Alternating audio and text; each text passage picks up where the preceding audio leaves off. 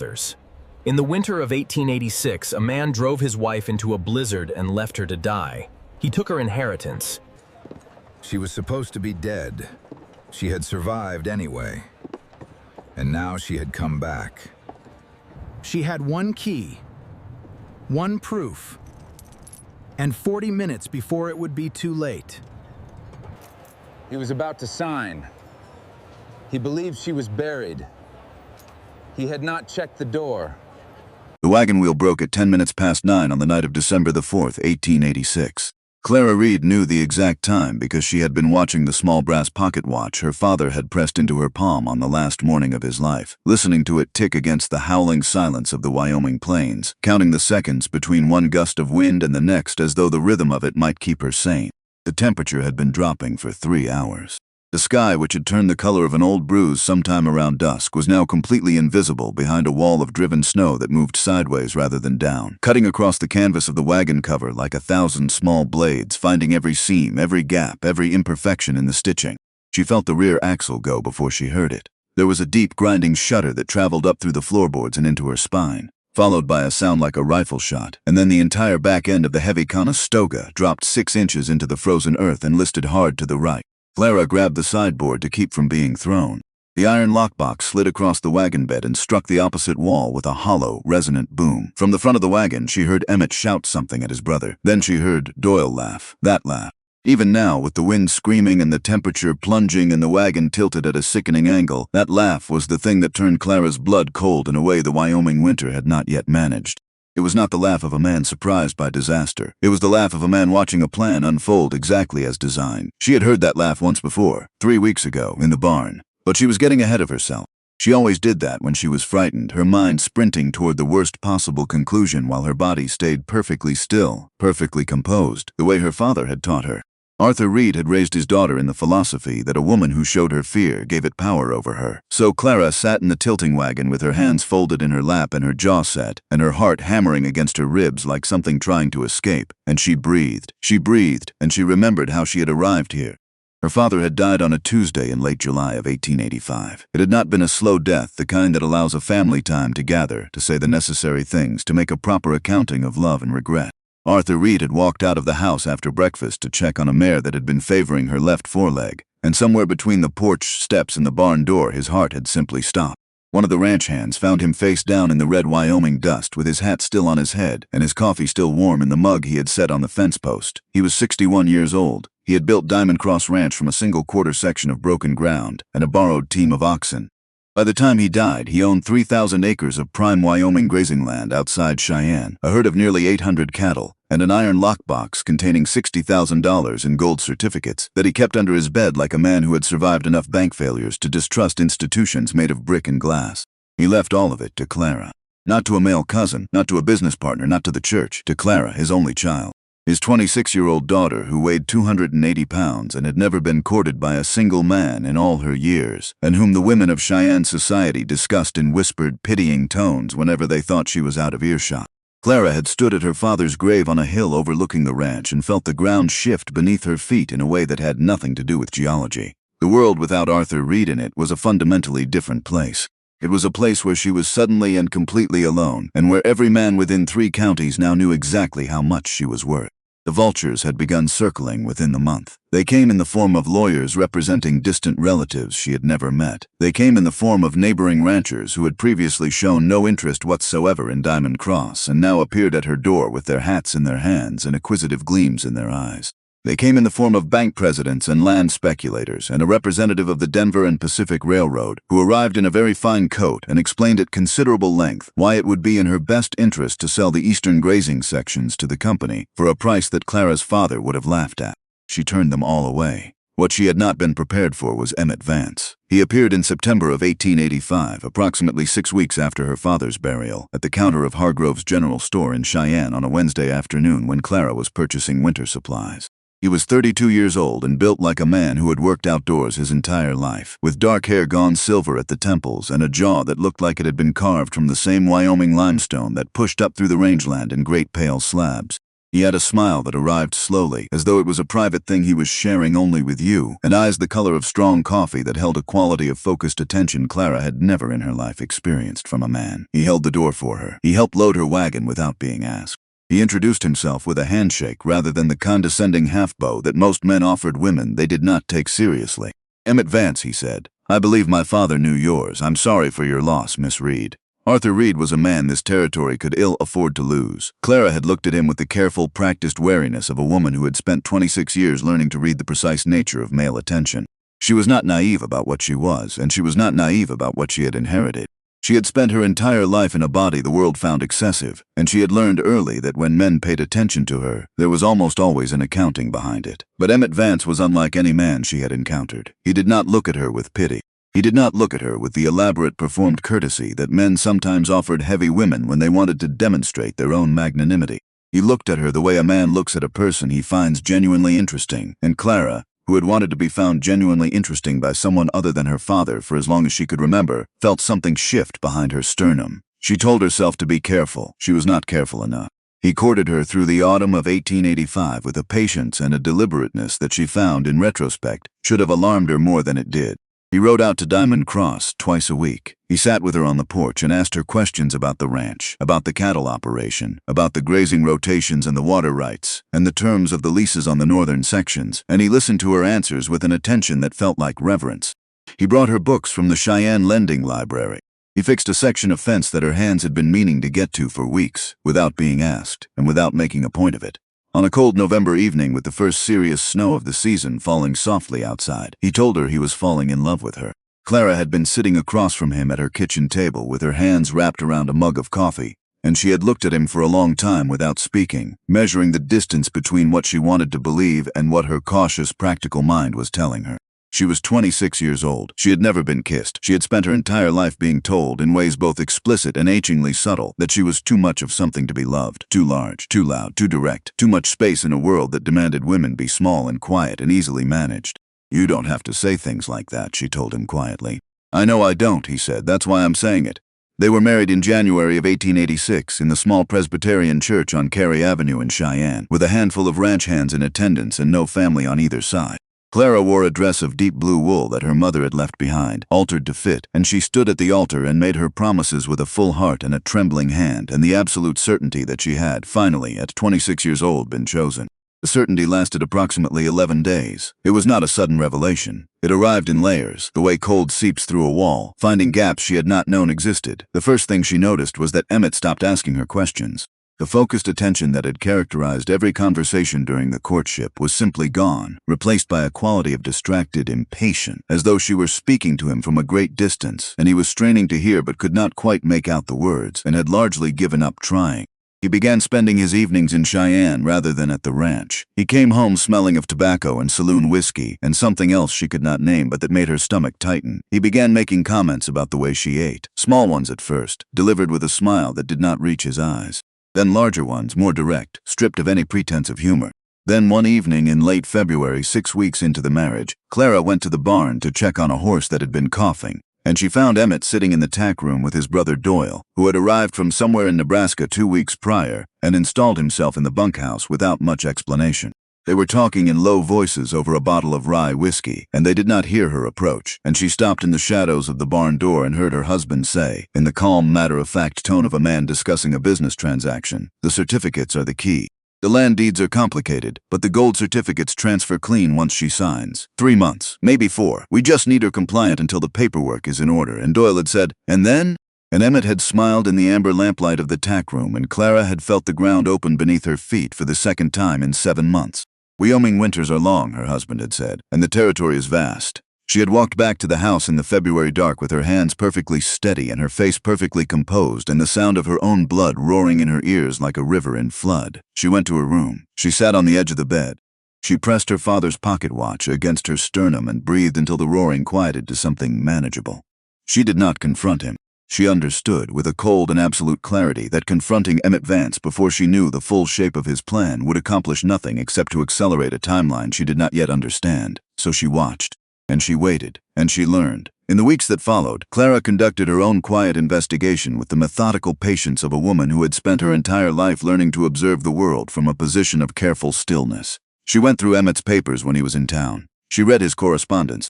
She pieced together, letter by letter and document by document, the full architecture of what he had built. Emmett Vance had known about Diamond Cross Ranch long before he walked through the door of Hargrove's General Store. His father, a man named Clarence Vance, had been a minor business associate of Arthur Reed's in the late 1870s, a relationship Arthur had ended when he discovered Clarence attempting to falsify a livestock inventory for insurance purposes. Arthur Reed had never spoken of it to Clara. He was not a man who carried grudges into conversation. But Emmett had carried something else forward. He had carried the knowledge of what Arthur Reed owned and the patient, calculating certainty that one day the old man would die and leave it to someone who could be made to give it up. He had written to a man named Prescott, a lawyer in Denver with connections to the Denver and Pacific Railroad 9 months before Arthur Reed's death.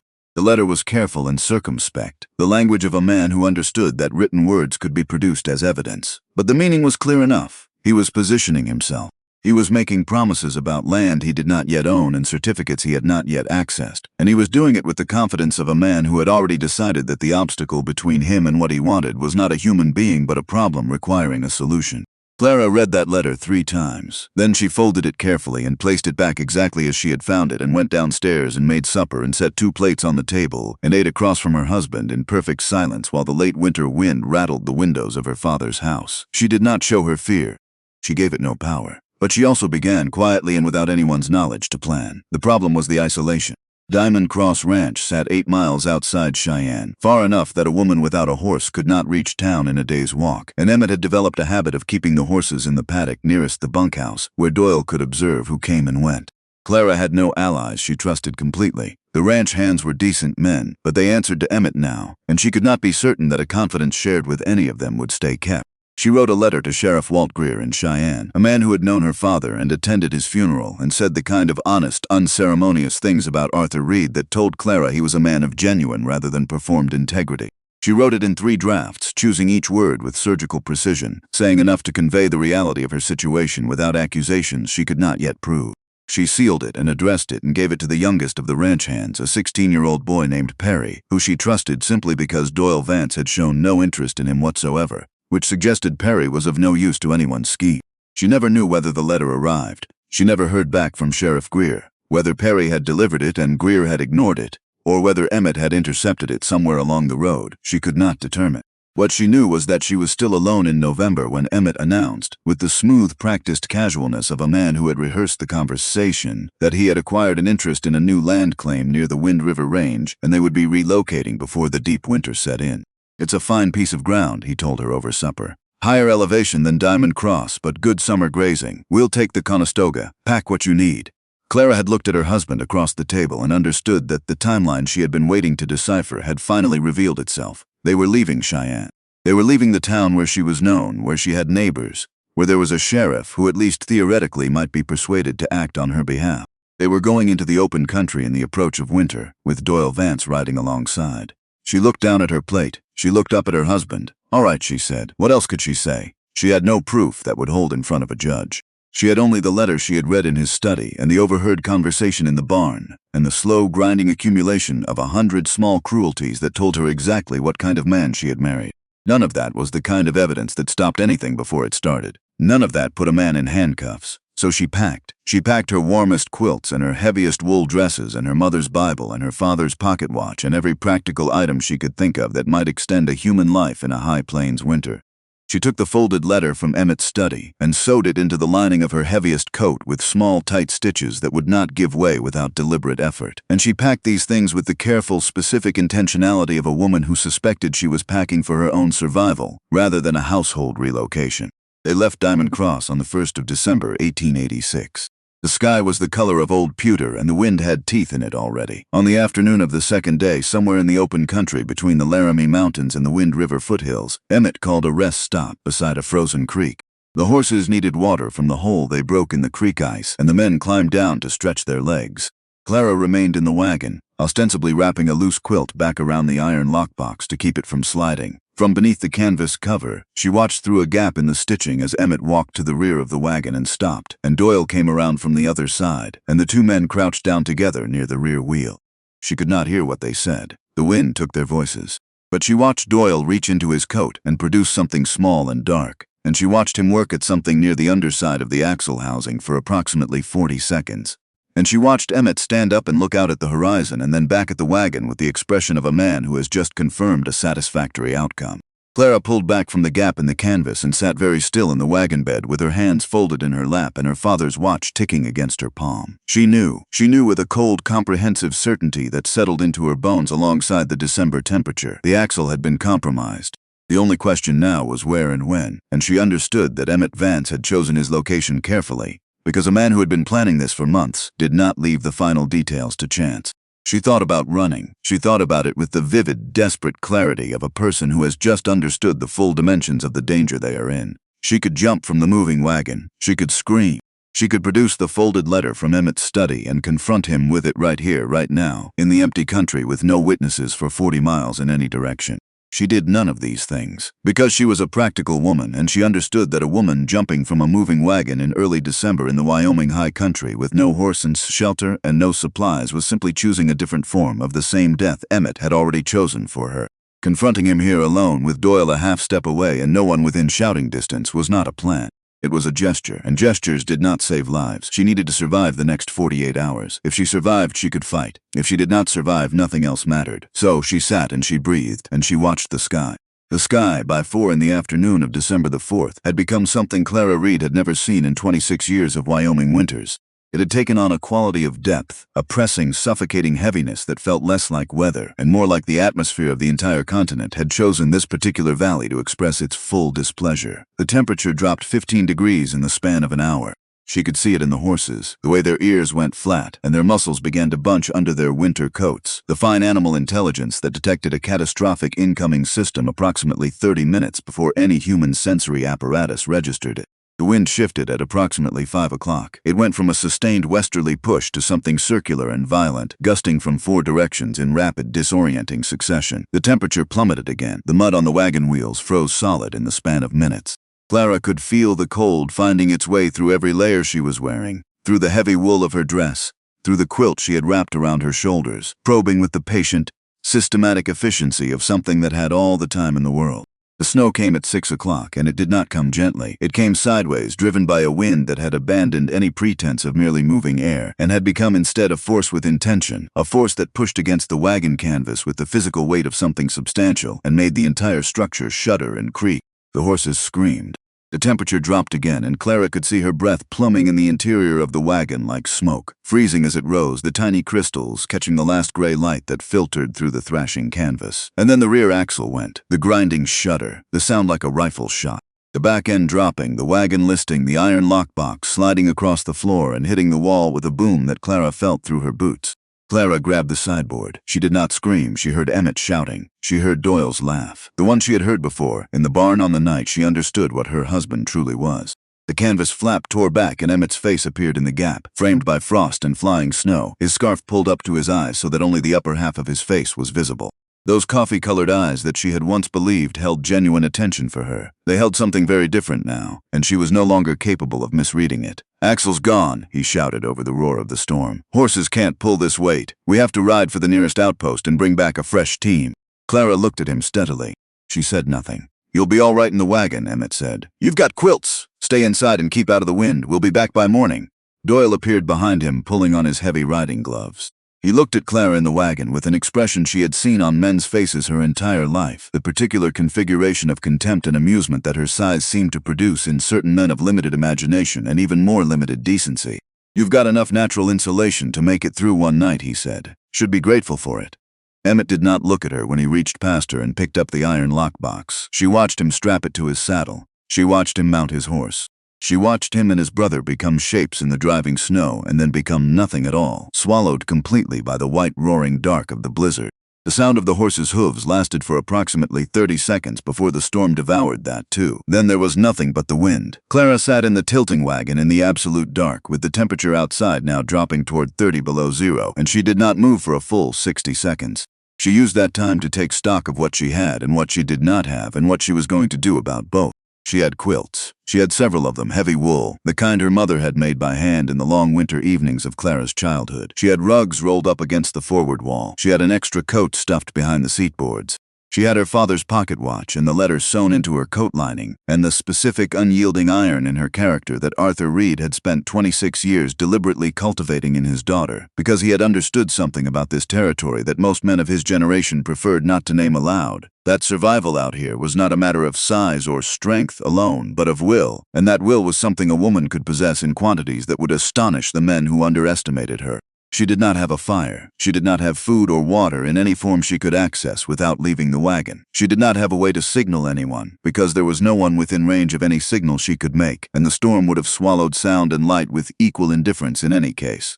She began to build her nest. She pulled every quilt off the walls and floor and piled them around herself with systematic thoroughness, understanding in a practical way that her body heat was her only asset and that conserving it was her only occupation for the foreseeable future. She pulled the rugs over her legs. She put on the extra coat on top of the one she was already wearing. She tucked her hands under her arms. She pulled a quilt over her head and breathed into the enclosed space, heating the air around her face with every exhale. The cold was not what she had expected. She had expected pain, and there was pain, a deep biting ache in her fingers and toes that pulsed with her heartbeat. But what she had not anticipated was that the cold was also a presence, something with weight and intention, something that pressed against her from every direction simultaneously and searched for weaknesses with the patient efficiency of a skilled interrogator who understood that time was always on his side. She talked to herself. She talked to her father. She said his name aloud in the darkness under her quilt, not as a prayer exactly, more as a confirmation that he had existed and that she had been his daughter, and that those two facts carried a meaning that Emmett Vance and his brother in the Wyoming winter, and even death itself, could not entirely dissolve. The hours moved in a way that had no relationship to the ticking of the watch she pressed against her sternum. Sometimes a minute felt like 20. Sometimes what she was certain had been an hour turned out to be 10 minutes when she checked the watch face by the thin, guttering light of the small candle she had found wedged behind the seatboards. She lit that candle and held it inside the quilts and rationed it with the ferocious discipline of a woman who understood it was the only light she had. Sometime in the deep middle of the night, the pain in her extremities began to fade. She knew what that meant. She had grown up in Wyoming. She had heard her father talk about frostbite and hypothermia and the particular cruel mercy of a cold so deep it stopped hurting. The fading of pain was not a good sign. It was the body beginning to surrender in ways the mind had not yet authorized. She bit the inside of her cheek. The copper taste of blood was immediate and sharp and real, and she used it the way a man uses a slap across the face, as a return to physical reality, an insistence on presence. She bit it again. She forced her eyes open. She talked to herself in a voice she could barely hear over the wind, a low, continuous murmur, not quite words, more like a frequency she was broadcasting on, a signal saying, "I am here, I am still here, I am still here." She thought about Emmett Vance sitting in a warm saloon somewhere, drinking whiskey bought with her father's gold certificates, laughing with his brother about the fat, foolish woman who had bought them a fortune and then been disposed of in the most cost-effective manner available. She thought about that with a specificity and a vividness that was almost physical, and she let it make her angry, because anger generated a heat that grief never could. She thought about her father's ranch, about the Diamond Cross brand that Arthur Reed had designed himself, two intersecting lines that he had said represented the meeting of hard work and honest dealing as the only reliable coordinates for navigating a life.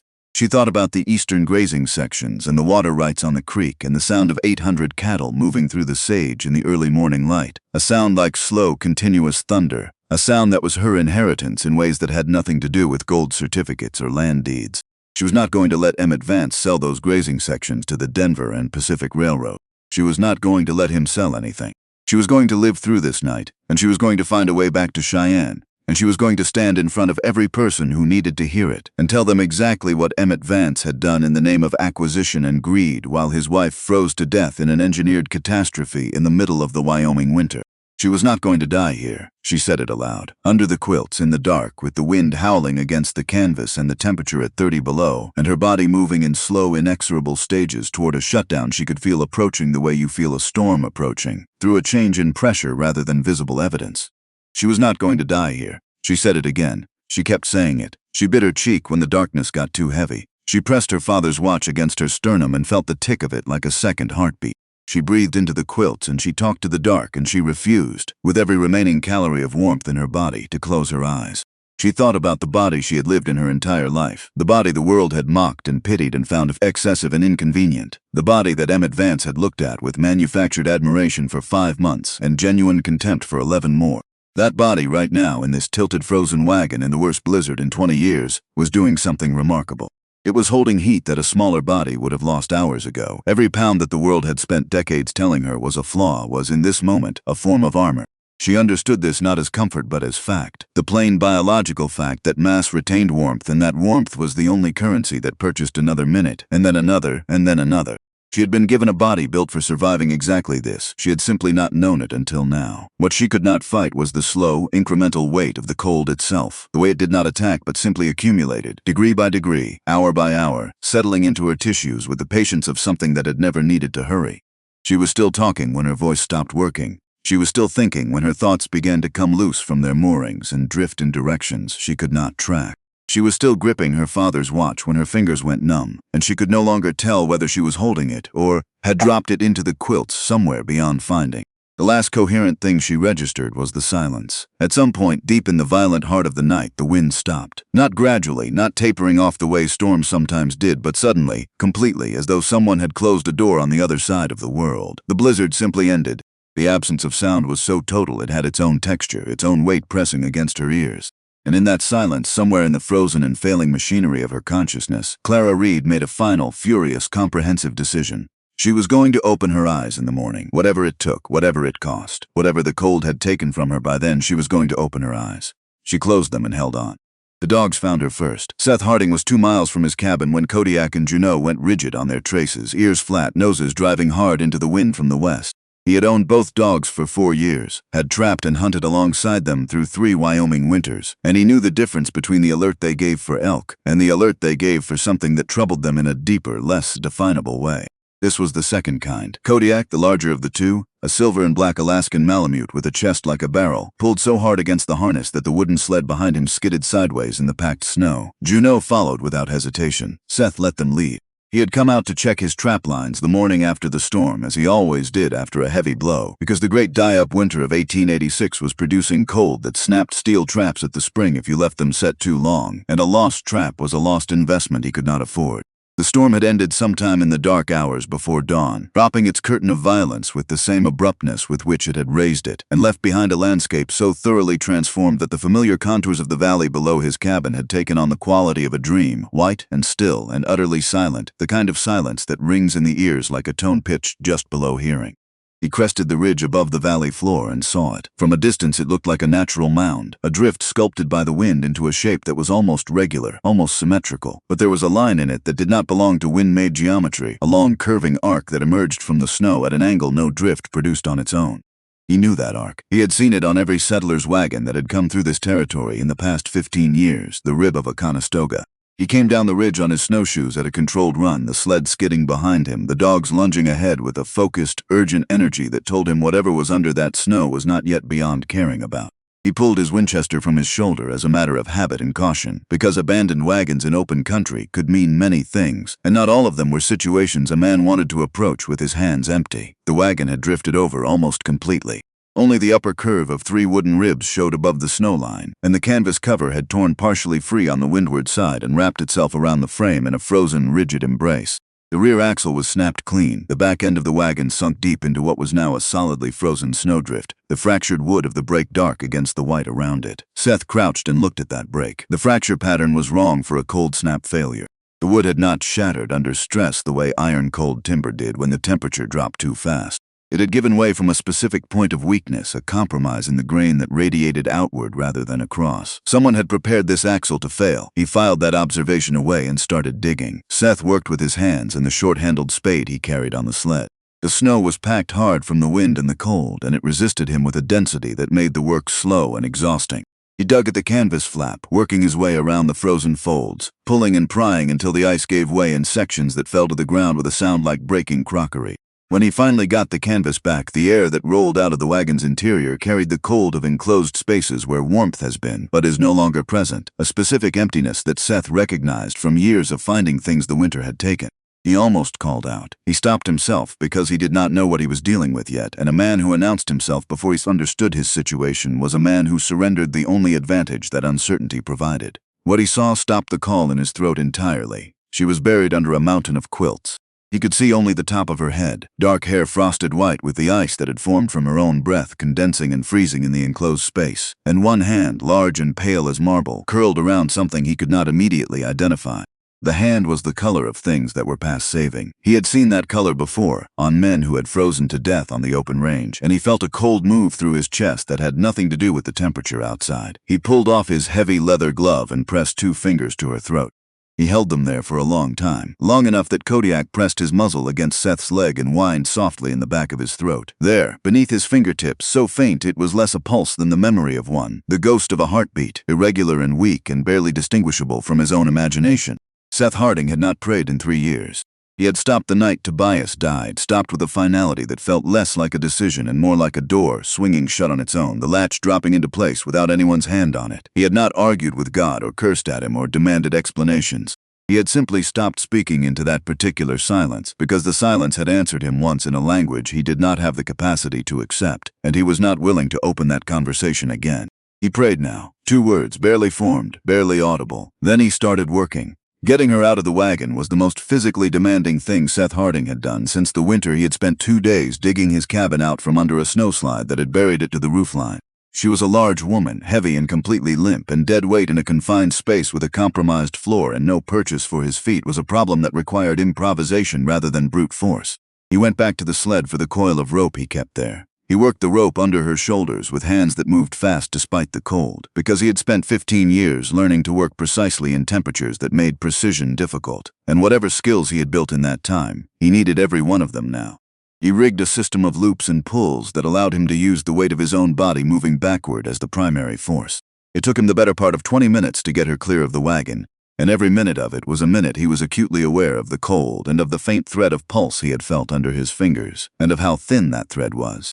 He got her onto the sled. He wrapped her in his own bearskin coat on top of the quilts she was already buried in.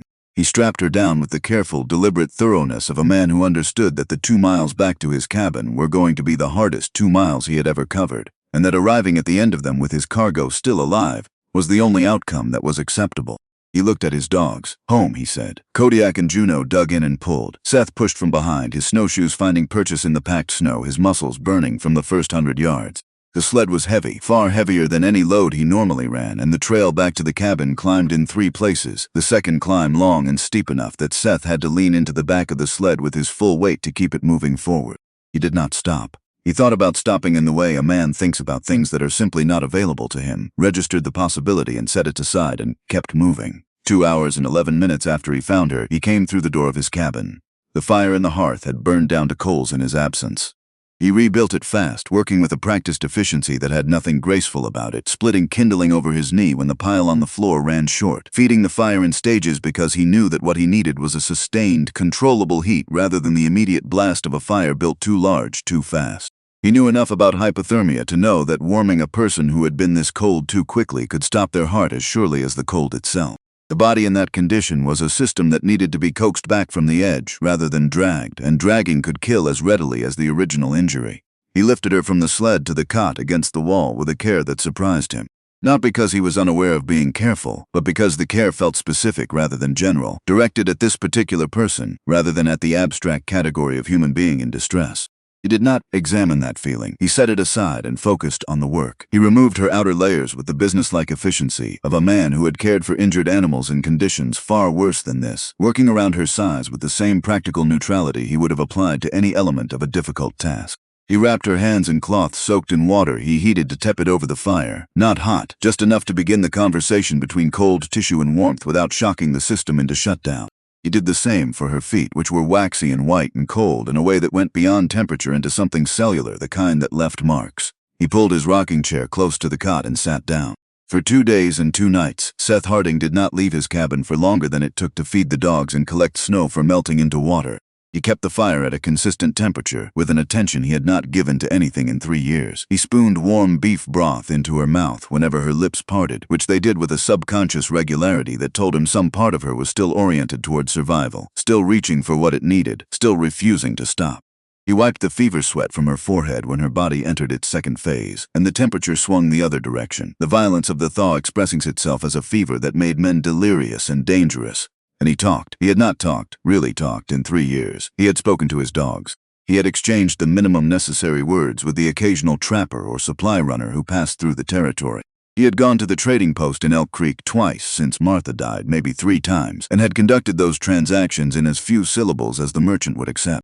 The silence of the cabin had become a kind of companion to him over those 3 years, something he had grown accustomed to the way you grow accustomed to a permanent ache, not comfortable exactly, but familiar, known, no longer requiring explanation or apology. Now, with a woman dying in his cot and the fire crackling and the snow outside absorbing all other sound, he opened the silence up and filled it. He told her about Martha first. He told her the way Martha laughed, which was with her whole body, a full physical commitment to whatever was funny that had always made Seth feel that joy, genuine joy, was one of the most athletic things a human being could do.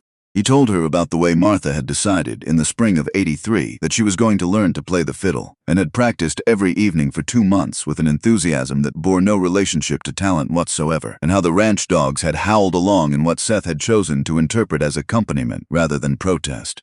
He told her about Tobias. He had not said his son's name aloud since the funeral. He found that it did not break him the way he had expected it to, saying the name into the warm air of the cabin.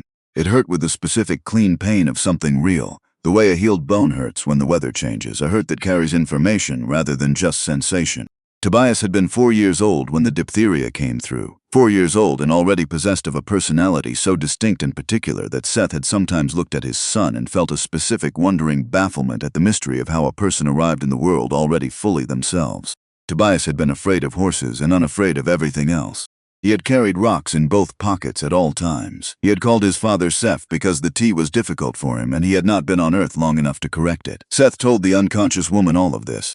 He told her about the week of the illness, which he had spent 3 years not telling anyone about, not even in his own interior monologue, because it was the week that had closed the door on prayer and on the version of himself that had existed before it. He told her about sitting at Tobias's bedside the way he was sitting at her bedside now, watching the fever take what it wanted from a person too small to have accumulated the reserves to fight it. He told her about Martha going 4 days later, quietly in her sleep, as though she had decided that a world without Tobias in it was one she could not find sufficient reason to remain in.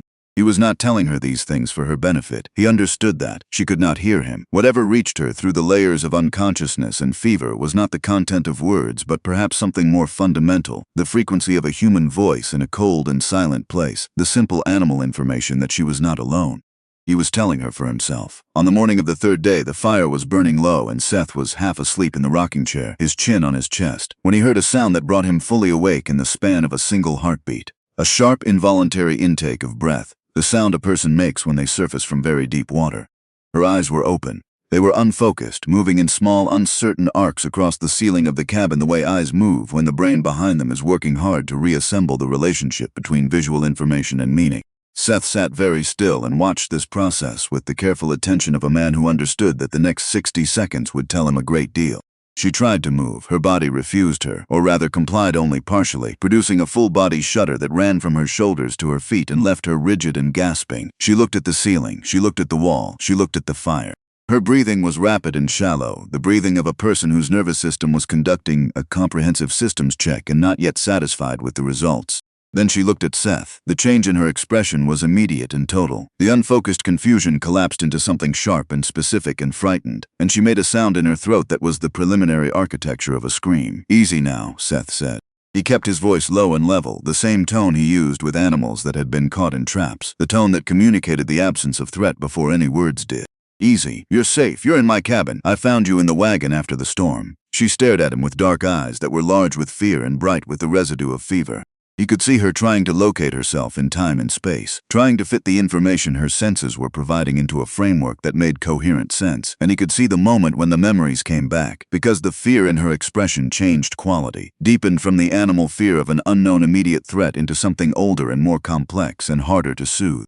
He poured water from the tin pitcher on the table into a cup and crossed to the cot, moving slowly and without any sudden gesture. He sat on the edge of the chair beside her and held the cup where she could see it clearly. "Can you drink?" he asked. Her eyes moved from the cup to his face, measuring both.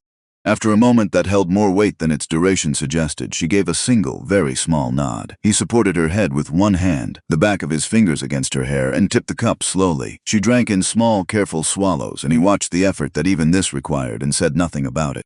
When she finished, he set the cup down.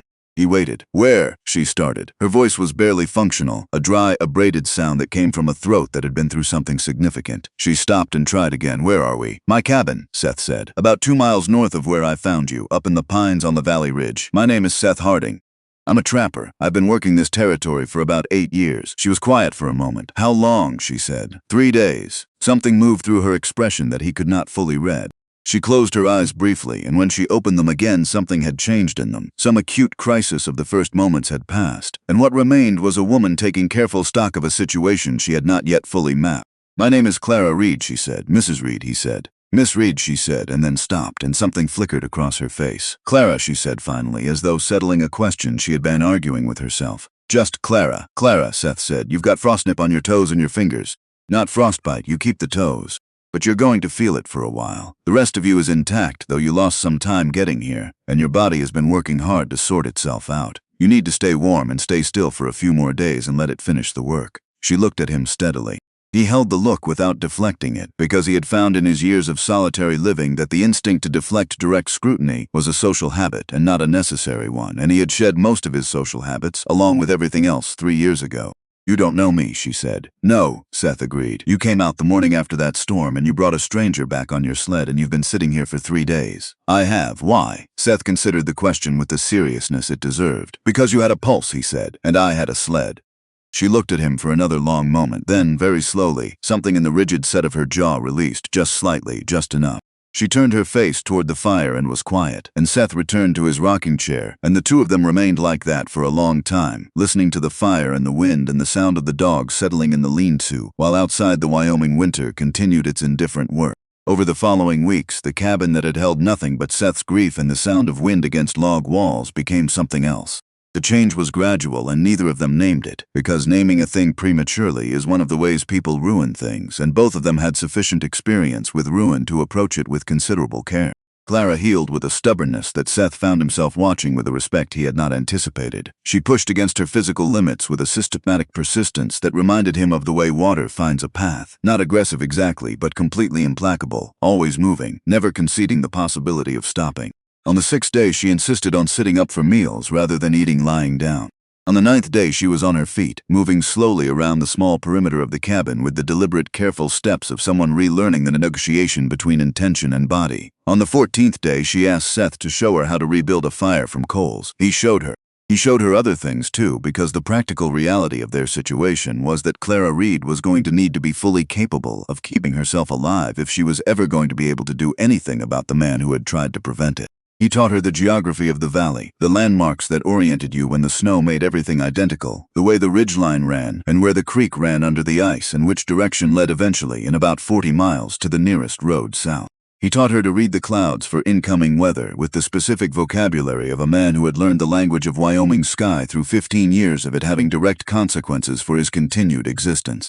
He taught her to shoot. The Colt Peacemaker was heavy in her hands the first time, heavier than she had expected, and the recoil from the first shot sent her stumbling backward a half step. Seth steadied her from behind with a hand at each shoulder, firm and brief, and she found her balance and raised the weapon again and fired.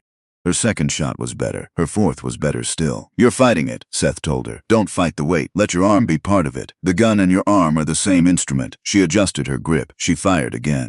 The tin can he had set on a fence post at 20 yards jumped into the air and landed in the snow with a small, decisive thud. She lowered the gun. She looked at the snow where the can had been. She did not say anything, but Seth saw something happen in her expression, something quiet and complete, a settling, the recognition of a capability she'd not known she possessed, and that nobody had ever thought to offer her before.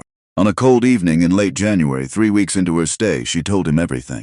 She had been working up to it for days. He could see that now, in the way she had of approaching difficult things obliquely at first, circling them, testing the ground, before committing to direct engagement.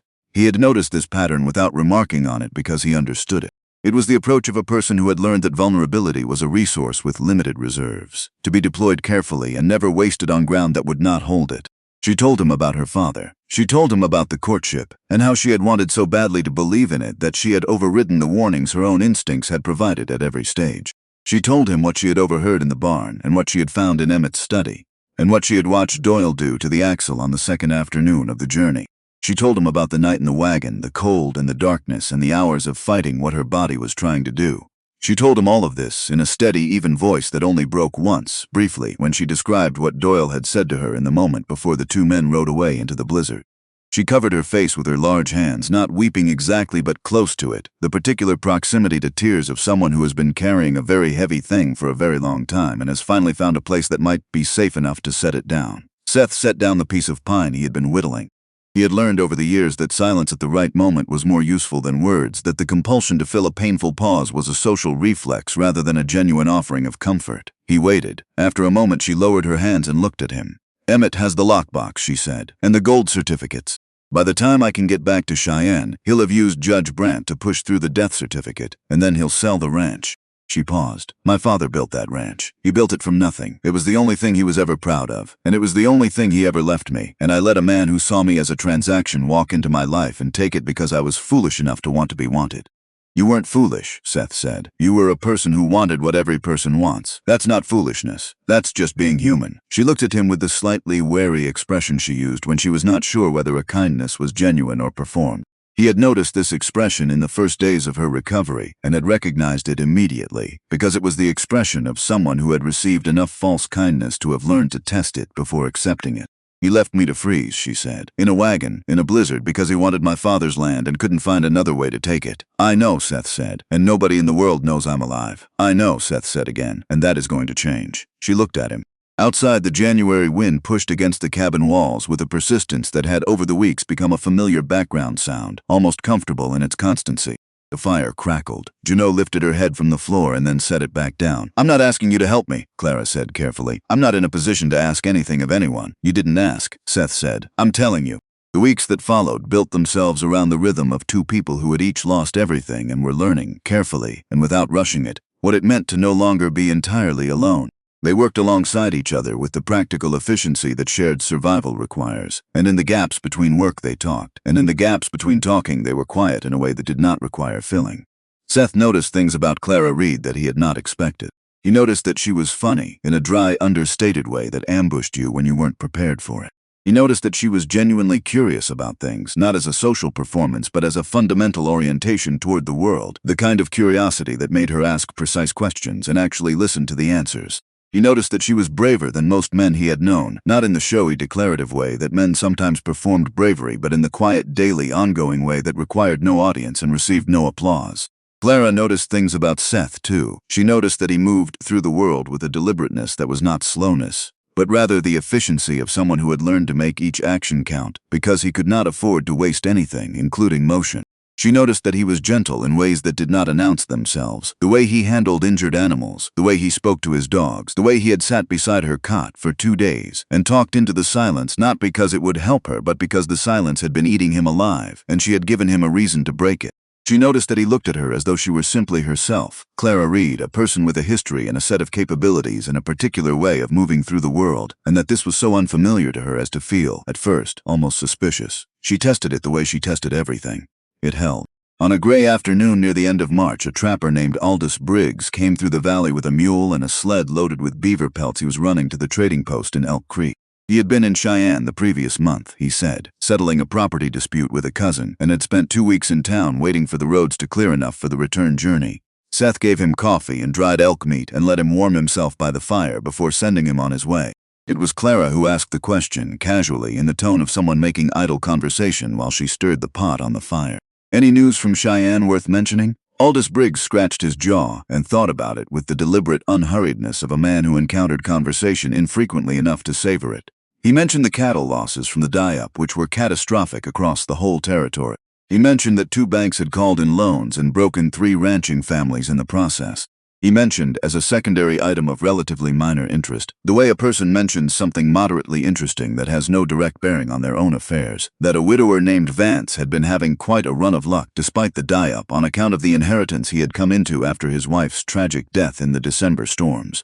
"Probate hearing set for the first week of May," Aldous said, accepting a second cup of coffee with evident satisfaction. "Judge Brandt signed off on the death certificate back in January. Understand there's a railroad company from Denver sniffing around the land. Big money moving through that county courthouse these days." He left 20 minutes later, his mule picking its way through the crusted snow toward Elk Creek, and Seth watched him go from the doorway and then turned back to the cabin. Clara was standing in the middle of the room with her hands at her sides and her face perfectly still, and Seth recognized that stillness because he had seen it before, in the weeks since she had been well enough to be fully herself, and he understood that it was not the stillness of a person who was calm, but the stillness of a person who was thinking with a focus and intensity that had temporarily suspended everything else. "First week of May," she said. 5 weeks, Seth said. "The Denver and Pacific Railroad," she said. "If they acquire the land title through probate, the sale could be executed inside of 30 days. Diamond Cross would be gone before summer." She paused, and something moved through her expression that was not quite anger and was not quite grief, but lived in the territory between them. "My father refused to sell to those people. They came to him twice. He showed them the door both times. He said a man who sold his land to a railroad was selling the only thing in his life that would outlast him." She looked at the fire. Emmett knew that. He knew it, and it didn't matter to him at all. Seth crossed the room and stood beside her and looked at the fire alongside her. "The roads through the pass will be clear by mid-April," he said. 4 days' ride to Cheyenne from here in reasonable conditions. Clara turned to look at him. There was something in her expression that had not been there in January, something that had been built or rebuilt over the weeks of recovery and work and cold mornings spent with a Colt Peacemaker in her hand, learning to trust her own aim. It was not anger, though anger was part of it. It was something more fundamental, the expression of a person who has decided, at a level below conscious deliberation, that the only available response to what has been done to them is forward motion, not revenge exactly. Something older and more sustainable than revenge. Reclamation. "I need to be in Cheyenne before that hearing," she said. "I know," said Seth. "I need you to come with me," she said, "as a witness, not as a protector." She met his eyes directly and held them. "I need someone who can testify to the condition I was in when you found me. What the wagon looked like, what the break in that axle looked like, because you saw it and you know it wasn't a cold weather failure. I can fight my own battle. I just need someone who can speak to what I survived and how I survived it." Seth looked at her for a moment. Then he nodded once, a single clean inclination of his head. "We leave the second week of April," he said. "Give the passes time to clear." He moved toward the door to check on the dogs, then stopped with his hand on the latch. He turned back. "Clara," he said. She looked at him. "Emmett Vance left you in that snow because he thought your size made you less," Seth said. "Before we go down there, I need you to hear this. The same body that he mocked and diminished is the same body that survived 30 below zero for 8 hours in an open wagon in the worst blizzard this territory has seen in 20 years. I found you alive because of what you are, not in spite of it. Don't walk into that town carrying 1 inch of the shame he tried to put on you. Not 1 inch of it." Clara held his gaze for a long moment. The fire popped softly behind her.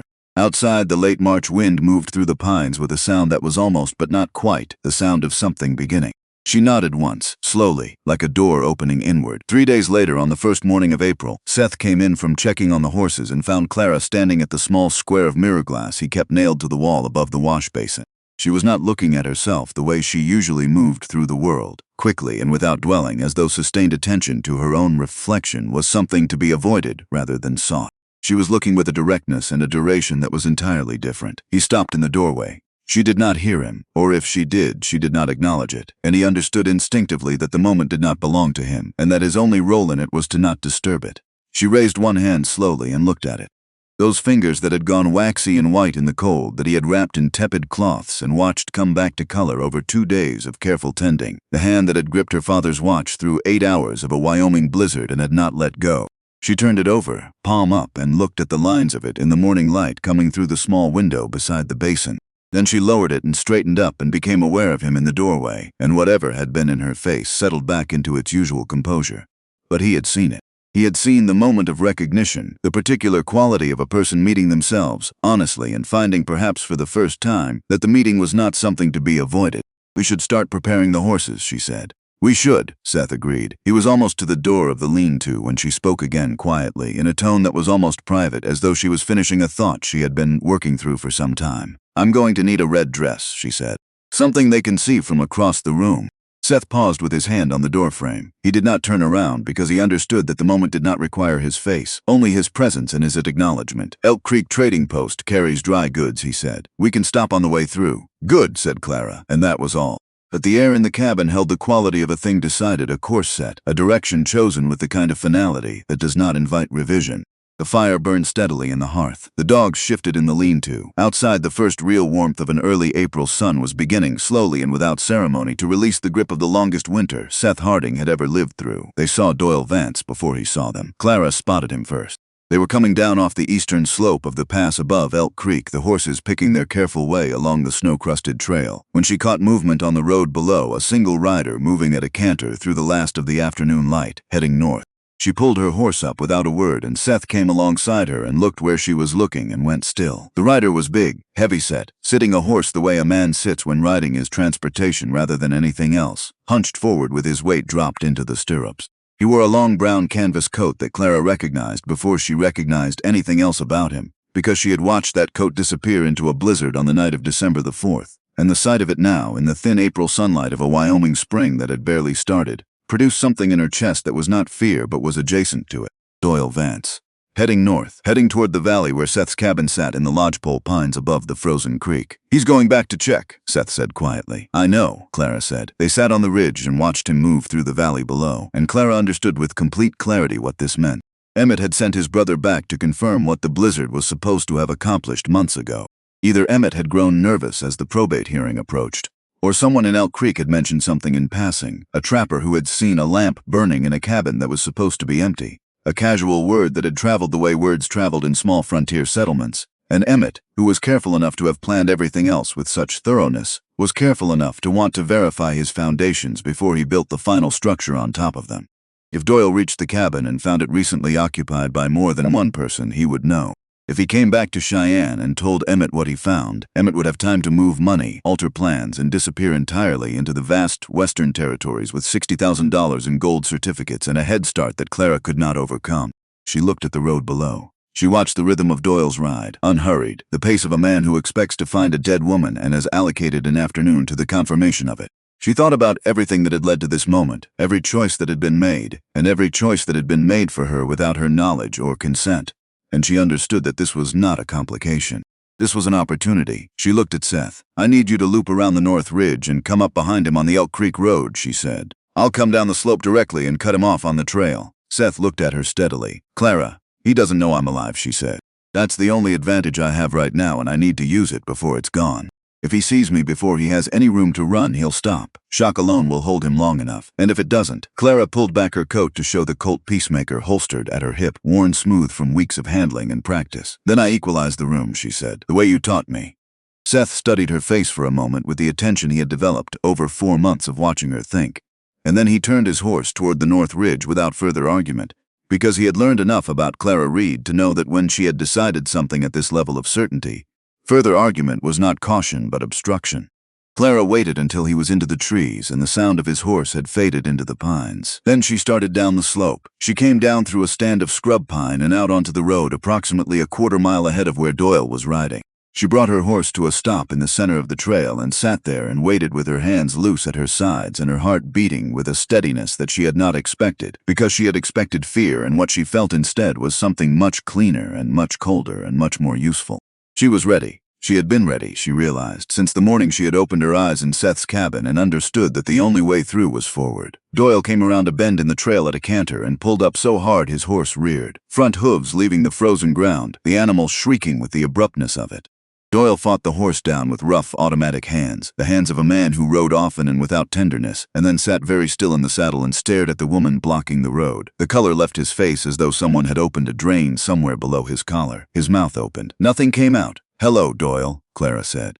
He stared at her with the expression of a man whose understanding of the basic mechanics of the physical world has just been subjected to a fundamental revision. She watched him work through the stages of it, the disbelief, the search for an alternative explanation that would leave the world as he had understood it intact, the beginning of the cold recalculation that lived behind his eyes when his instincts finally overcame his resistance and told him that what he was seeing was real. His hand moved toward his coat. "I wouldn't," Seth said. Doyle spun in the saddle. Seth had come out of the tree line on the north side of the road behind him, his horse standing broadside across the trail, the Winchester resting across his saddle horn with a casualness that was more threatening than any overt display would have been. The barrel was pointed at a spot approximately 6 inches to Doyle's left, close enough to be a promise and far enough to be a question about how the next several seconds were going to go. Doyle's hand returned to his saddle horn. He looked at Clara. He looked at Seth.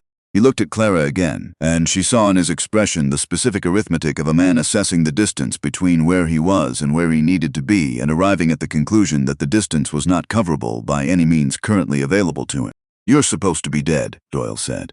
His voice was lower than she remembered, rougher, stripped of the contemptuous ease it had carried on the night he had made his remark about her natural insulation while her husband strapped her inheritance to his saddle and rode away into a blizzard. "I'm aware of what I'm supposed to be," Clara said. "Get off the horse." He did not move immediately. She could see him working through his remaining options, cataloging them and rejecting them one by one with a speed that told her he was not a stupid man, whatever else he was. The calculation took approximately 8 seconds.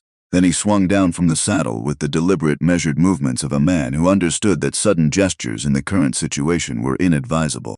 Seth was off his horse before Doyle's boots hit the frozen ground, the Winchester in one hand and the rope coil from his saddle in the other. He bound Doyle's wrists behind his back with the economical efficiency of a man who had spent 15 years securing things that did not want to be secured, and Doyle submitted to it with a sullen, rigid stillness that was less cooperation than the simple absence of a better option.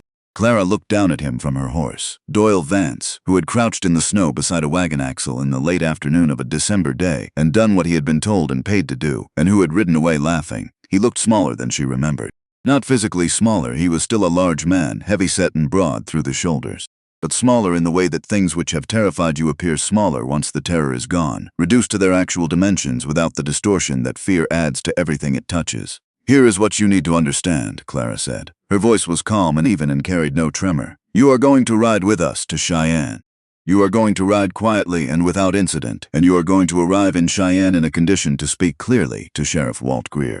Because Sheriff Greer is going to ask you questions, and your answers to those questions are going to determine whether you spend the next 10 years in Laramie Prison or whether you spend the rest of your life at the end of a rope."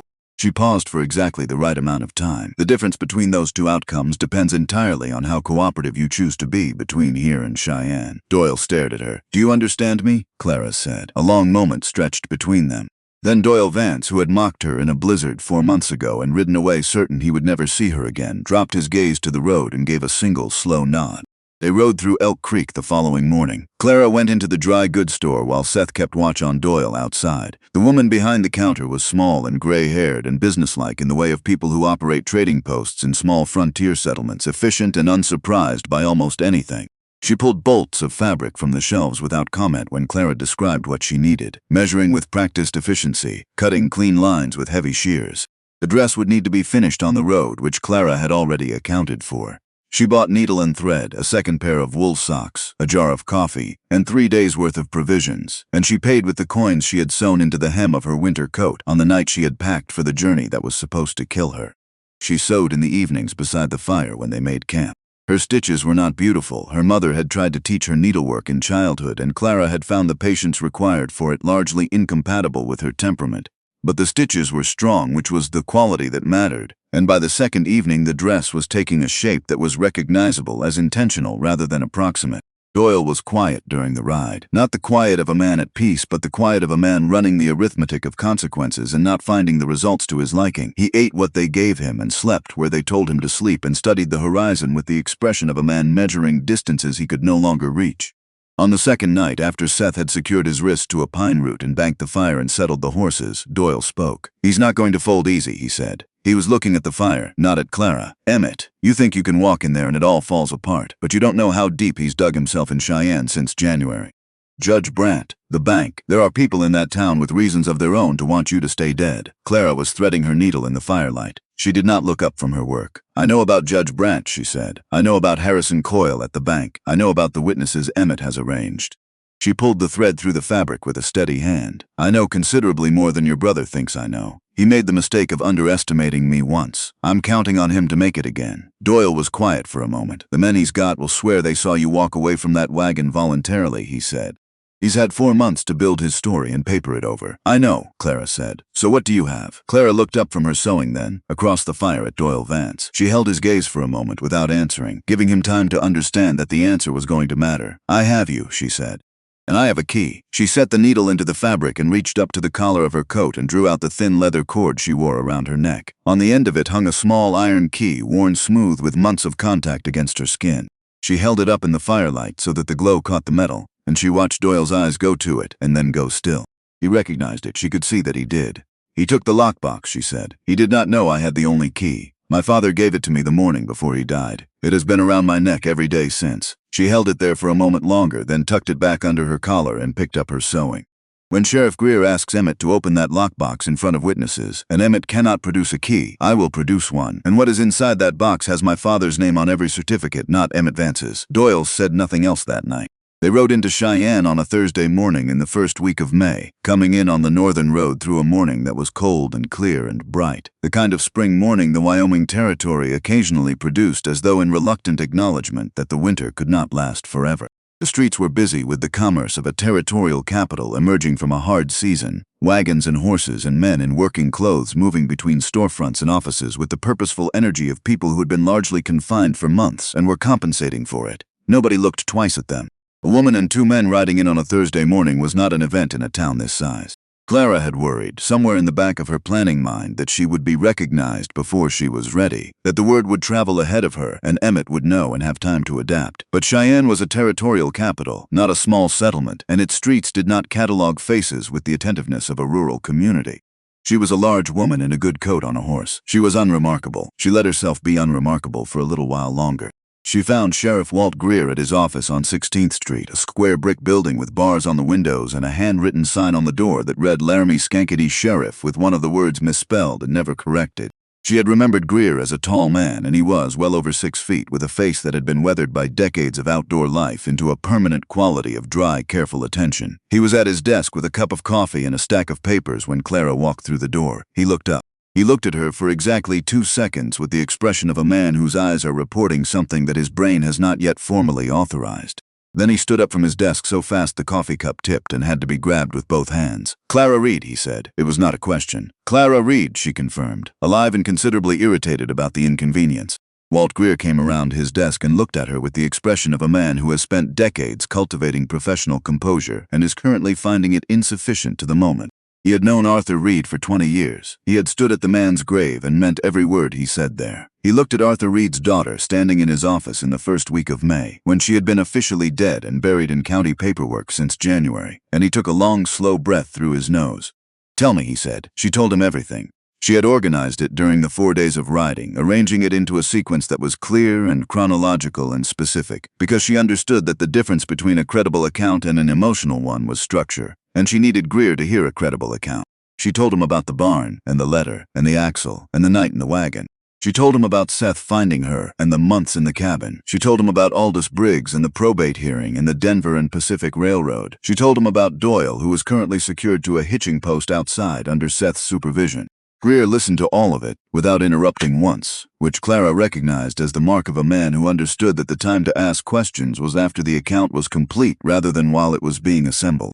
When she finished, he was quiet for a moment, his large hands flat on the desk in front of him. "Emmett Vance has been in Cheyenne since January," Greer said. "Set himself up at the Cattleman's Hotel. He's been in my office twice, once to report his wife lost in the December storm, and once to follow up on the status of the death certificate.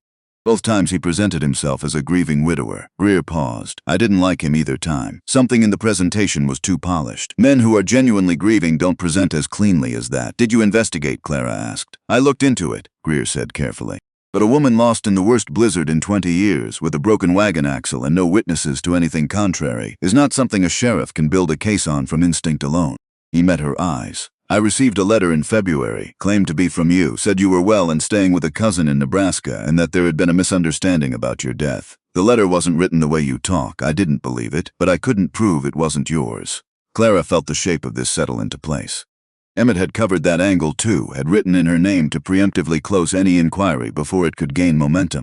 She felt something that was not quite admiration but occupied the same territory, the cold, impersonal recognition of an opponent who was genuinely skilled at what he did, entirely separate from the fact that what he did had been designed to erase her.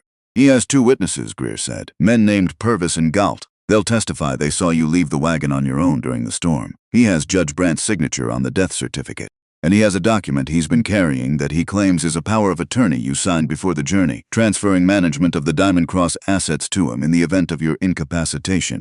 "It's forged," Clara said. "I believe you," Greer said. "The question is proving it publicly, because Emmett Vance is not going to walk out of that bank voluntarily, and Judge Brandt has enough of his own reputation invested in that death certificate to resist quiet correction. This needs to happen in front of witnesses, or it gets buried in process for months, and in that time the land transaction gets done.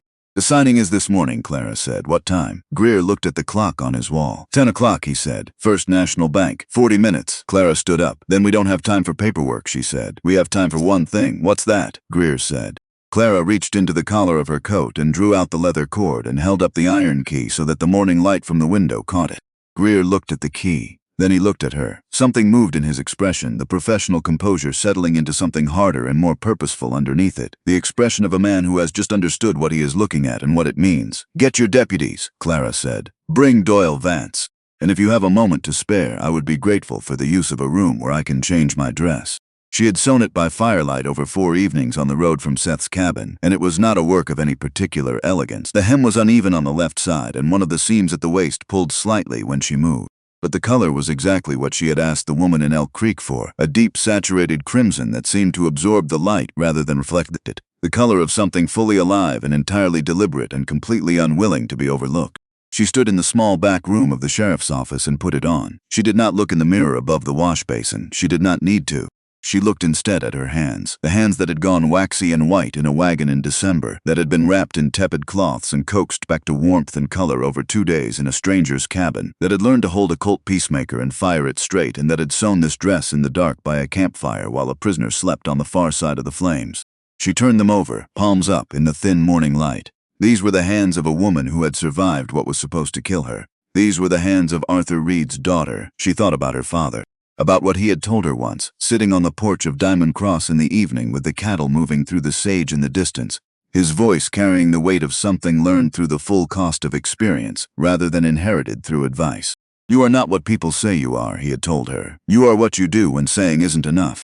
She put on her hat, the wide-brimmed one from the Elk Creek trading post, and pinned it with the hawk feather Seth had found on the valley floor 2 mornings before they left and pressed into her hand without explanation, the way he offered most things that mattered. She walked out of the back room. Seth was waiting in the front office. He looked at her and something shifted in the set of his face, a change so slight that most people would not have registered it. But Clara had spent 4 months in close quarters with this man, and she had learned to read the small register of him. He said nothing. There was nothing that needed saying. Walt Greer had his hat on and his 2 deputies organized.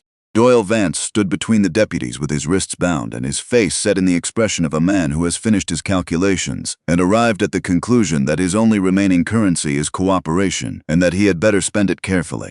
They walked to the First National Bank of Cheyenne. The bank occupied a corner building on Capitol Avenue, limestone facade and brass fittings, the kind of building designed to communicate that the money held within it was taken very seriously by very serious people. Clara had been inside twice before. Once with her father when she was young, and he was showing her the shape of what he had built, and once alone after his death, beginning the process of understanding what she had inherited. She knew the layout. She knew that Harrison Coyle's office sat at the back of the building behind the teller cages, and she knew that the transaction Emmett was completing today would take place at Coyle's desk rather than in the public lobby, because Coyle was precisely the kind of man who preferred to conduct his more complex arrangements away from casual observation. She pushed through the double doors. The lobby of the First National Bank of Cheyenne was occupied on a Thursday morning, tellers behind their cages working through the week's business, customers at the writing desks, 2 men she did not know sitting near the window. The ceiling was high, the floors marble, the kind of acoustic environment where sound traveled with an unexpected clarity, where a voice pitched to carry would carry a considerable distance. She walked through the lobby toward the back office. She did not hurry. She let her boots find the rhythm of the marble floor, the deliberate, unhurried percussion of a woman who knew exactly where she was going and had allocated all the time she needed to get there. The door to Coyle's office was open. She could see them through the doorway before any of them saw her. Harrison Coyle behind his desk, a soft-looking man in an expensive suit with the carefully cultivated smile of someone who had learned early that appearing trustworthy was considerably more efficient than being trustworthy. A man she did not recognize sitting to one side, a lawyer by the look of his coat, with a leather portfolio open across his knee, and Emmett Vance, standing at the desk, leaning slightly forward, a fountain pen in his right hand, the nib hovering above a document spread across the mahogany surface. He was about to sign. I'd hold off on that, Clara said. Her voice rang out through the doorway and into the lobby behind her, with a clarity that she had not entirely planned but did not regret, because the people in the lobby turned at the sound of it, and their turning was the first element of the public witness she needed. The fountain pen stopped moving. Emmett Vance turned around slowly, with the controlled deliberateness of a man who is managing a very strong internal reaction and does not want to display it before he understands what he is dealing with. He turned and he saw her, and the color went out of his face with a completeness that would have been almost interesting to observe under any other circumstances. He said nothing. His mouth opened and then closed and then stopped entirely. "Hello, Emmett," Clara said. She walked through the doorway and stood in front of his desk with her hands at her sides and looked at her husband across the mahogany surface between them. "You look well. Better than you deserve under the circumstances." Harrison Coyle had risen from his chair. "Mrs. Vance," he started, and then stopped because the implications of the woman standing in front of him were already catching up with his reflexes. "I don't understand. The death certificate," Judge Brandt declared, "was obtained fraudulently," Clara said without shifting her eyes from Emmett. "She kept them on him the way you keep your eyes on something you have been tracking for a long time and do not intend to lose. By a man who drove his wife into the Wind River Valley in a blizzard, with a wagon axle his brother had deliberately compromised 2 days into the journey, abandoned her to freeze to death, took her entire inheritance, and then forged a power of attorney and bribed a county judge to declare her legally dead so he could liquidate her father's ranch and sell the land to a railroad company." The lobby behind her had gone entirely quiet. She was aware of it without turning to look, the way you are aware of a change in pressure without needing to see its source. Emmett found his voice. It came back thin and stripped of the easy manufactured warmth she remembered from the courtship, from the evenings on the porch of Diamond Cross when the autumn light went gold across the sage and she had believed, with all the fullness of her heart, that she had finally been genuinely chosen. "She's lying," he said. He pointed at her with the hand that still held the fountain pen, a shaking and reflexive gesture that told her more about his current state than anything he had yet said. "This woman is an imposter. My wife is dead. Judge Brandt confirmed it in January. Whatever scheme this is, it is designed to defraud me of my legally inherited—" "Your legally inherited property," Clara said, and her voice was so calm it seemed to settle into the high-ceilinged room like something solid. "Yes, let's discuss the legal status of that property." She reached into the collar of her crimson dress and drew out the leather cord and held up the iron key so that everyone in the doorway and the lobby beyond could see it clearly in the morning light. "Emmett, where is my lockbox?" The silence that followed lasted approximately 4 seconds. It felt much longer. Emmett stared at the key. The calculation behind his eyes was moving fast. She could see it moving, and it was arriving at conclusions he did not want. "The lockbox," Clara said again, her voice still steady, still carrying. "The iron lockbox that you removed from the wagon on the night of December the 4th and strapped to your saddle while I lay bundled in quilts trying not to freeze to death. The lockbox you brought to Cheyenne with you. The lockbox you have been representing as your own property since January." She held the key up in the light and let the silence hold it. "This is the only key that exists for that box. My father pressed it into my hand on the last morning of his life. It has been around my neck every day since. If that lockbox belongs to you, Emmett, then explain to these people what this key is doing around the neck of the woman you buried." She heard the sound move through the lobby behind her, the low, wordless expression of a crowd that has just watched the weight shift in a room. Emmett turned to Harrison Coyle. "Coyle, send for the law." "The law is already here," Walt Greer said. He stepped through the doorway behind Clara, his deputies at his shoulders, Doyle Vance between them with his hands bound and his eyes fixed on the floor. Emmett looked at his brother, and whatever strategy remained available to him in the next several seconds required Doyle's silence, and Doyle's presence here in the custody of the Laramie County Sheriff communicated, with complete clarity and no words necessary, that Doyle's silence was no longer something Emmett Vance could purchase or command. "Emmett Vance," Greer said, "step away from that desk." Emmett did not move immediately. He looked at Clara with an expression she had not seen on his face before. Not the manufactured warmth of the courtship and not the cold contempt of the marriage, but something rawer than either. The expression of a man looking at the precise location where his plan came apart and understanding, for the first time and far too late, what he had actually been dealing with all along. "You should have stayed in that snow," he said. His voice had dropped to something barely audible. It was not a threat. It was almost in its stripped-down honesty and acknowledgement. "I know," Clara said. "That was your first mistake." Greer stepped forward. His deputies moved with him, and Emmett Vance, who had spent 5 months constructing an architecture of fraud on the foundation of one woman's presumed death, took a single step backward and then stood entirely still while the handcuffs went on. Harrison Coyle was already tearing up the transfer documents with the brisk, self-preserving efficiency of a man who understands that every second those papers remain intact is another second of his own implication in their contents. The lawyer with the portfolio had quietly closed it and was making his way toward the door with the unhurried urgency of someone who has correctly identified an exit and intends to use it. Greer's deputies led Emmett out through the lobby. The crowd parted for them and then closed again behind them, and the sound that rose from the assembled citizens of Cheyenne was not celebratory exactly. It was something more complex than that. The sound of a community adjusting its understanding of events it had been given a false account of, recalibrating itself against a reality that was both simpler and considerably uglier than the story it had been told. Doyle, still standing between the remaining deputy and the office doorway, spoke without being prompted. He spoke to Greer rather than to Clara, in the flat, factual tone of a man delivering information he has decided is the only currency he has left and that he had better spend it now, before the market for it closes. "I tamped the axle housing on the second day out," he said. "Eastern side of the Laramie Mountains at the creek crossing where we stopped to water the horses. Used a hardwood wedge driven into the joint from underneath. Emmett calculated the placement so it would hold until the temperature dropped far enough to make the wood brittle and the wedge would shift. He picked the location in the Wind River Valley specifically because it was far enough from any settlement that nobody was likely to come across the wagon before spring thaw." The deputy wrote this down in a small notebook without looking up. "The power of attorney is forged," Doyle continued. "Emmett had it produced by a man in Denver. Same man produced the letter Greer received in February that was supposed to be from her." A pause in which Doyle seemed to be conducting some final internal accounting.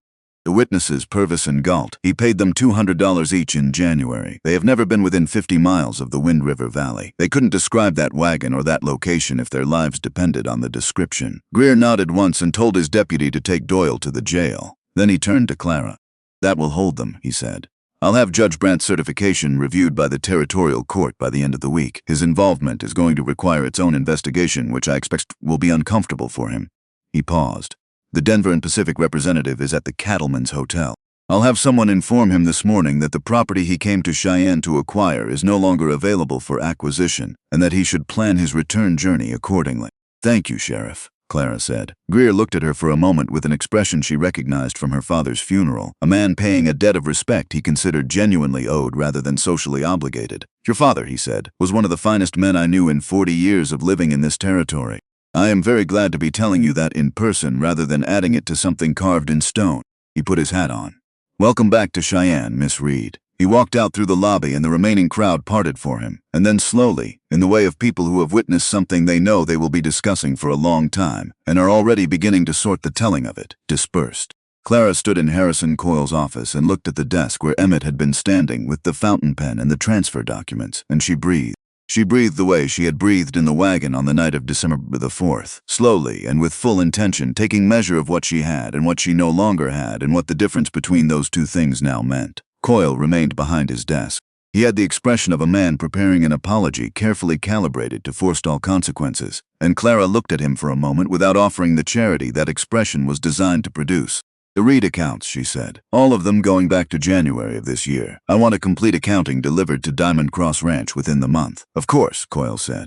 "Miss Reed, I want to assure you that the bank's involvement was entirely procedural, that we had no specific reason to doubt the legitimacy of the documentation presented to us. I will be retaining a lawyer to review every transaction conducted in my name or in Emmett Vance's name since January of this year," Clara said.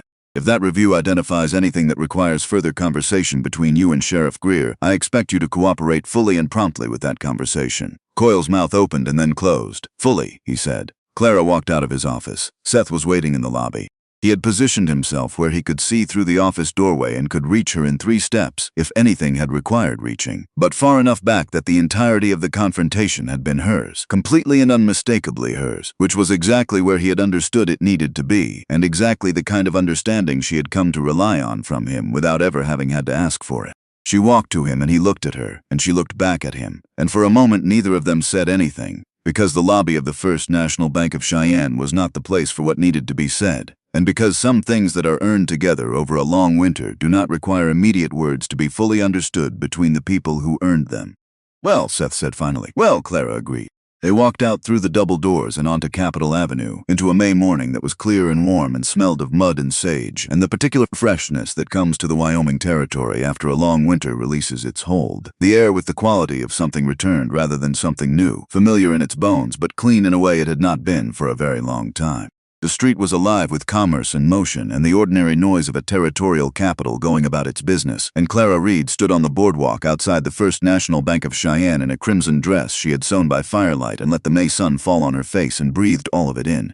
She thought about Diamond Cross Ranch.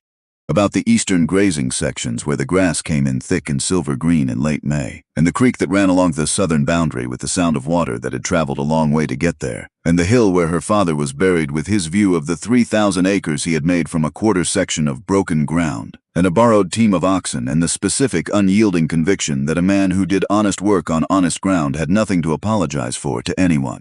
She thought about what waited for her there, The fences that would need attention after a winter with no one properly working the ranch. The cattle reduced from the 800 her father had left, some lost to the die-up, some decisions she would need to make and make quickly before the summer grazing season was underway.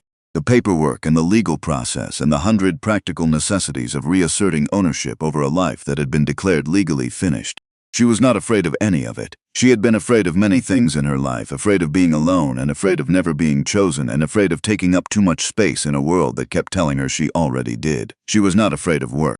Work was the one thing the world had never been able to take from her, and it was the one thing that had always given back exactly what she put into it, which was all her father had ever promised the territory would do, and all she had ever needed it to promise. She reached out and took Seth's hand.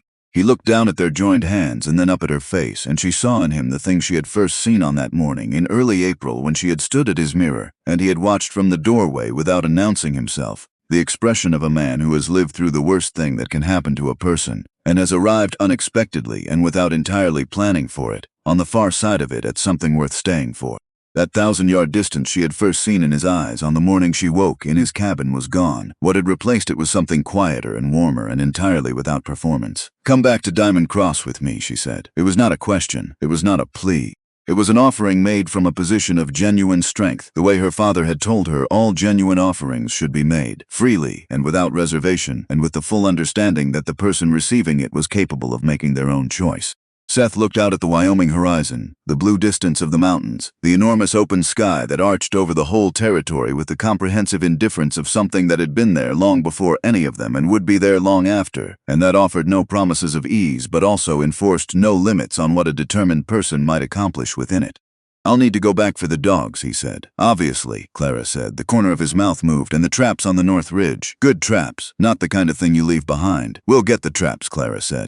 He turned to look at her fully then, and what was in his face was the same thing that had been there in the cabin on the evening she had told him everything, and he had set down his whittling and waited, in the right kind of silence, for her to finish. It was the face of a man who had learned through loss to hold things gently rather than with the desperate grip of someone afraid of losing them, but who was holding this particular thing right now, with a care and a steadiness that had nothing desperate in it at all. "All right," Seth Harding said. They stood together on the boardwalk in the May sun with the sounds of Cheyenne moving around them in all directions, and Clara Reed, who had been thrown away by a man who believed the Wyoming winter would do what he was too calculated to do himself, held onto the hand of the man who had pulled her out of the snow and looked south down the road that led back to Diamond Cross Ranch. Her father's land, her land. The ride home would take 2 days through country that was beginning, slowly and stubbornly and with the particular reluctance of the Wyoming high plains, to turn green again. There was work waiting at the end of it, the kind of work that asked everything of the person doing it and gave back exactly what was put in. No more and no less, which was the only bargain the territory had ever offered and the only bargain Clara Reed had ever needed. She was ready for all of it. She had known since the morning she opened her eyes in a stranger's cabin and made the decision to stay alive long enough to find out what she was made of, that this moment would come. She had carried that knowledge through the cold and the pain and the long months of careful preparation and the hard days on the road with a prisoner and the 40 minutes in a bank lobby that had required every ounce of everything she had built in herself over 26 years of being told she was too much. She knew now what she was made of. She was made of the same material as the land she was riding back to, something that could be buried under 3 feet of snow and still be there in the spring, intact, waiting, ready to grow again the moment the conditions allowed it. Her father had known that about her long before she knew it herself.